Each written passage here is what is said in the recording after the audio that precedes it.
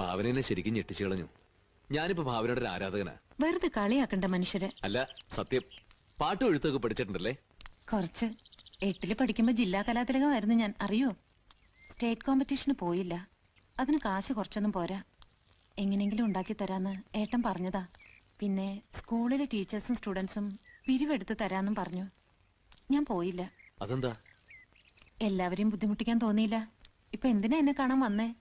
അത് നമ്മുടെ നാടകത്തെ പറ്റി ഭയങ്കര അഭിപ്രായ, പ്രത്യേകിച്ച് ഭാവനയ്ക്ക്.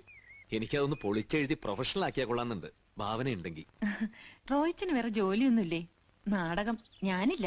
ഞാൻ നാടകത്തിന് വന്നത് നടിയാവാനൊന്നുമല്ല. 1000 രൂപ അത്യാവശ്യം ഉണ്ടായിരുന്നു. പെട്ടെന്ന് അത് കിട്ടുമല്ലോ എന്ന് വിചാരിച്ചിട്ടാ. ഭാവനയ്ക്ക് നല്ല ഭാവിയുണ്ട്, അത് കളയരുത്. എനിക്ക് ആ ഭാവി വേണ്ട. നടിയാവണത് മോശമായിട്ടൊന്നുമല്ല. നാടകം കൊണ്ട് നടന്ന വീട്ടിലെ കാര്യങ്ങൾ കുഴയും. റോയിച്ചിനൊക്കെ ആവാം, കുടുംബത്തിൽ നല്ല കാശുണ്ട്, ഒരു ഉത്തരവാദിത്വം ഇല്ല. അതുപോലെയാണോ ഞാൻ? അതുകൊണ്ട് എന്നെ വിട്ടേക്ക്.